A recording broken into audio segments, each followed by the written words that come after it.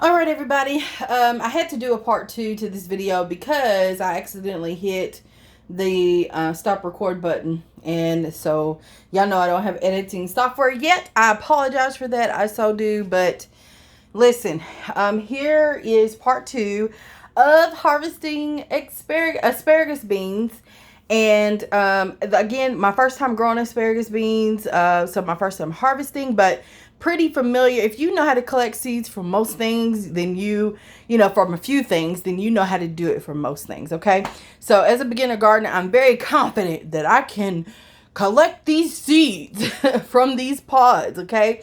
I just let the pods dry on the vine. These are asparagus beans, or a variety of yard-long beans, which means they get really, really long. That's all. And they can get pretty fat too. So I just want to make sure that you can see what I'm doing here, okay? And that you don't get too much of my gut in the camera. But let's see. I'm just going to crack these open. These have been on the vine for a long, long time, y'all. So they are very, very, very dry. And maybe be too dry. But I'm just going to crack them open and see what I can... I actually feel some stuff in there. So I'm pretty sure we got... Yes. Yes, yes, yes. Look at there. We have a bean. Yeah. So they're just nice and brown, dried beans. Dried beans, okay? So we're going to crack these open and see how many we can get out of here. Out of this one pod here. So there was one. Uh-oh. I don't really feel. There's two. Okay. 3.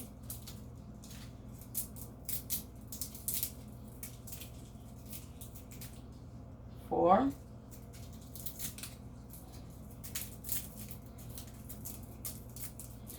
that's all I feel in that pod.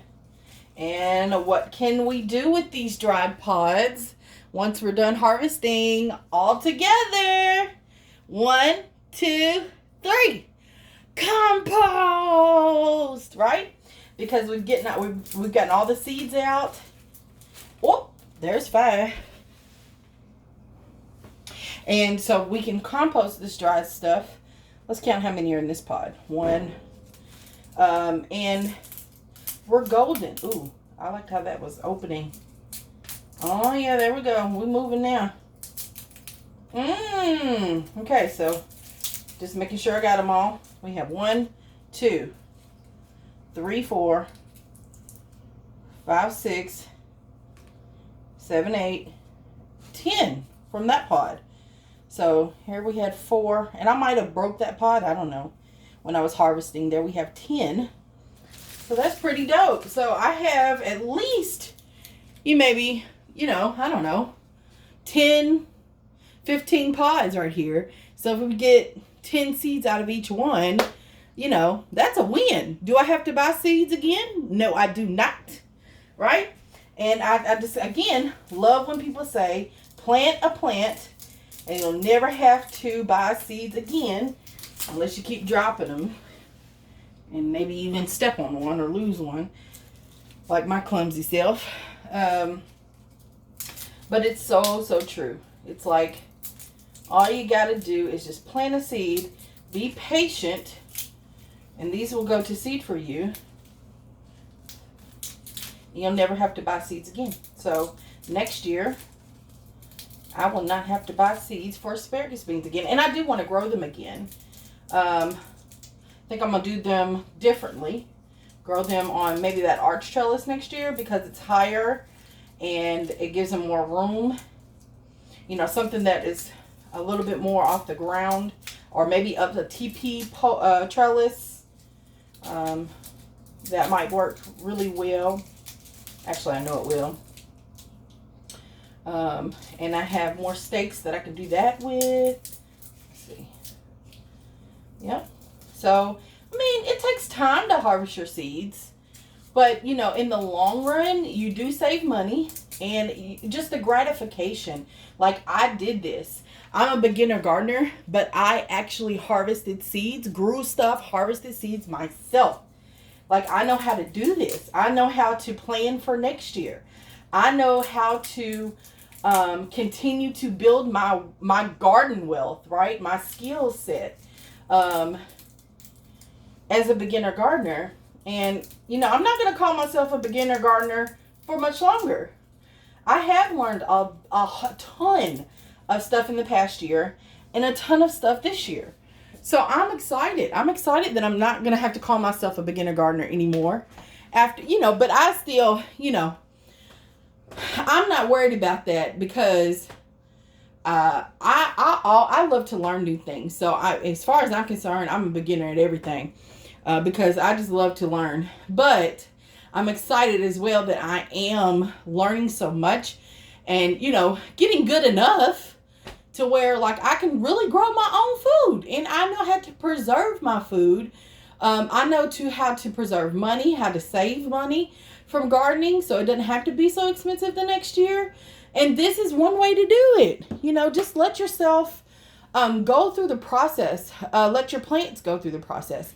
And they'll provide for you this year and for next year. I mean, it's just years to come. You know, I'm not going to use all these beans. I mean, there's still a lot still on the vine. You know what I'm saying? Maybe I can make some money off of them. Maybe I can sell some. I mean, there's just all kinds of different things you can do in gardening. You don't have to just do or be a certain way, you know? I think you can just be free and do what you want. That's why I love this. I got 1, 2, 3, 4, 5, 6, 7, 8, 9, 10, 11, 12, 13, 14, 15 seeds from that pod. So, I mean, wow, you know? So, yeah, y'all, this is all I wanted. I just wanted to show you how to collect seeds from asparagus beans. Asparagus beans look like this before you hold on. See if y'all can see that. Yeah. When you harvest, and if they get too big and they're starting to turn yellow, like this one really should have stayed on the vine. It's really like, you know, not so, I don't know, plump. You know, it feels like there's a lot of space. So I think it was starting to dry out. So I might just put that on the table in a sunny windowsill and let it dry. But yeah, that's it. That's it, guys. Harvesting asparagus beans or yard-long beans. This is a type of or variety of yard-long beans. And I'm excited. This is my first year growing them. They cook down just like any other bean. You know, I don't think I would want to boil these beans. I don't know if you can. You probably can. I mean, that's really what a dried bean is when you buy them at the store. But I probably wouldn't boil these in a pot. That's just me. I would probably just, for now, use these to resow next year. I haven't really done enough research on how you could eat these beans, how people prepare them. But right now, I'm just going to use it, honey, to grow more food next year and the year after that. Because that's what I do. That's what I do. Maybe I have some of this stuff to sell at the market. I don't know if I get into market farming or growing for the market. And you don't have to have a lot of food to grow for the market. You don't. But to make it worth your while, you may want to go ahead and plan before you just jump into that to see if it's something that you would like to do.